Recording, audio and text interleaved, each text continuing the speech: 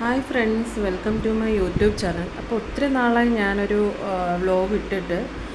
അപ്പം ഇപ്പോൾ വന്നിട്ട് ഹസ്ബൻഡ് ഭോപ്പാലിൽ നിന്ന് വരുവാണ്. അപ്പം നമ്മൾ നൈറ്റായിരുന്നു ട്രെയിന്. അപ്പോൾ ഇങ്ങനെ റെയിൽവേ സ്റ്റേഷനിൽ, തിരുപ്പൂർ റെയിൽവേ സ്റ്റേഷനിൽ നിൽക്കുവാണ്. ഞങ്ങൾ ഇങ്ങനെ വരുന്നു, ഓരോ ട്രെയിൻ പോകുമ്പോഴും വരുന്നത് ഇങ്ങനെ അതിൽ കാണുമ്പോൾ പെട്ടെന്ന് ഇറങ്ങിയാൽ മതി ട്രെയിനിലിരുന്ന്, അങ്ങനെ ഒരു ഇതാണ്.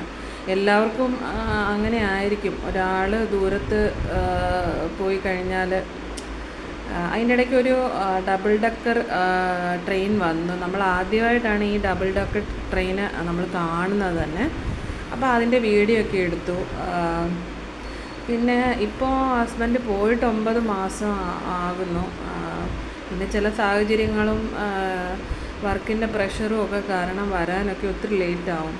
പിന്നെ ലൈഫിൽ നിറയെ പേരുണ്ടെങ്കിൽ നമുക്ക് അത്രയും ഒരാളെ നമുക്ക് ഒത്തിരി പേരുണ്ടെങ്കിൽ നമുക്ക് അത്രയും വിഷമം വരത്തില്ല. പക്ഷെ ഞങ്ങളിപ്പം ഞാനും മോളും തനിയെ, ഹസ്ബൻഡ് വേറെ, പിന്നെ റിലേഷനിൽ വന്നിട്ട് എനിക്ക് സഹോദരങ്ങൾ, സിസ്റ്റേഴ്സ് അങ്ങനെ ആരുമില്ല. അപ്പം മോളും ഒരു മോളാണ്. അപ്പോൾ അവൾക്ക് അച്ഛൻ വരുന്നെന്ന് കാണുമ്പോഴേ ഒരു പറഞ്ഞറിയിക്കാൻ പറ്റാത്ത ഒരു സന്തോഷം. അത് എല്ലാവർക്കും വിദേശത്തും ദൂരെയൊക്കെ ജോലി ചെയ്യുന്ന ആളുകൾക്ക് അങ്ങനെ ആയിരിക്കും എന്നാണ് എൻ്റെ വിശ്വാസം. പിന്നെ ഒരിക്കലും നമ്മൾ ഹസ്ബൻഡ് ദൂരെ പോയി ജോലി ചെയ്യണം, അങ്ങനെ അകന്ന് നിൽക്കണമെന്ന് നമ്മൾ ആഗ്രഹിക്കാറില്ല. പക്ഷെ ചില ജീവിതത്തിൻ്റെ ചില സമ്മർദ്ദങ്ങളും കാര്യങ്ങളും കാരണമാണ് അങ്ങനെയൊക്കെ പോകേണ്ടി വരുന്നത്. പിന്നെ ദൈവം എപ്പോഴും നമ്മളെ ഒരേപോലെ ഇരുത്തത്തില്ല എന്നുള്ള ഒരു വിശ്വാസമുണ്ട്. എപ്പോഴെങ്കിലും നമുക്ക് നമ്മുടെ കഷ്ടതകളും വിഷമങ്ങളും ഒക്കെ മാറി. മോളിങ്ങനെ കൈ ചൂണ്ടുവാണ്, ആ ബോഗിയിലാണ് അച്ഛൻ വരുന്നത്. അപ്പം ആ ഒരു എക്സൈറ്റ്മെൻറ്റിൽ ഇങ്ങനെ നിൽക്കുവാണ്. ഇപ്പം ഹസ്ബൻഡ് പോയി വന്ന് അധികം നിന്നില്ല. പോയി കഴിഞ്ഞതിന് ശേഷമാണ് ഞാനിപ്പോൾ ഈ വീഡിയോ ഇടുന്നത്. അപ്പോൾ ദേ ഈ കാണുന്ന ബോഗിയിലാണ് വരുന്നത്. അപ്പം നമ്മൾ ഈ വരുന്ന ആവേശത്തിൽ നമുക്ക് അങ്ങനെ വീഡിയോ എടുക്കാനൊന്നും ഉള്ള ഒരു മാനസിക ഇതിലല്ലല്ലോ. നമുക്ക് കാണുമ്പോൾ ദേ ഈ ഇറങ്ങി വരുന്നതാണ്. മോൾ ഒത്തിരി സന്തോഷത്തിലായിരുന്നു.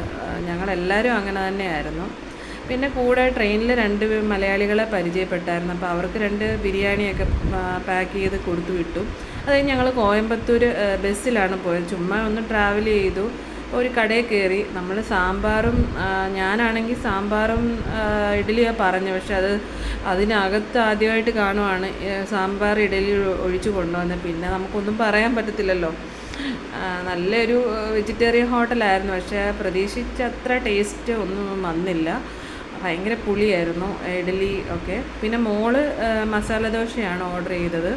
ഹസ്ബൻഡ് വന്നിട്ട് പിന്നെ പൂരിയും കിഴങ്ങ് കറിയുമാണ് ഓർഡർ ചെയ്തത്. പിന്നെ ഞാനൊരു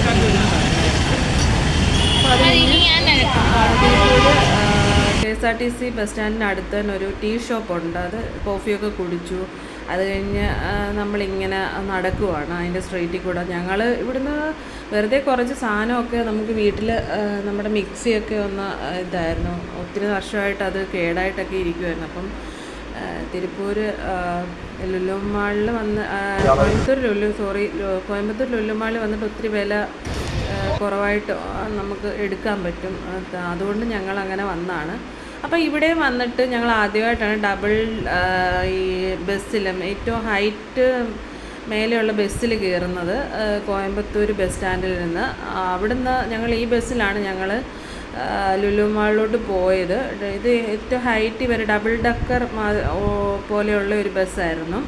ഞങ്ങൾ വേണ്ട കോയമ്പത്തൂർ ലുലു മാളിൽ വന്നു. ആദ്യമായിട്ടാണ് ഹസ്ബൻഡുമായിട്ട് ഇവിടെ വരുന്നത്. നല്ല വെയിലാണ് കേട്ടോ. ഇപ്പോൾ ഇവിടെ ഭയങ്കര വെയിലാണ്. അപ്പോൾ അതൊക്കെ കഴിഞ്ഞ് ഷോപ്പിങ്ങൊക്കെ കഴിഞ്ഞ് വീട്ടിൽ വന്നതേണ്ട ഞങ്ങൾ പനീർ കറിയൊക്കെ വെച്ചു. അപ്പോൾ എല്ലാവർക്കും അടുത്ത വ്ളോഗ് വരുന്നതായിരിക്കും. അപ്പോൾ എല്ലാവർക്കും വീഡിയോ ഇഷ്ടപ്പെടുവാണെങ്കിൽ ലൈക്ക് ചെയ്യുക, ഷെയർ ചെയ്യുക, സബ്സ്ക്രൈബ് ചെയ്യുക. അപ്പോൾ ഇനി ഒരു പുതിയ വീഡിയോയുമായിട്ട് വരുന്നത് വരെ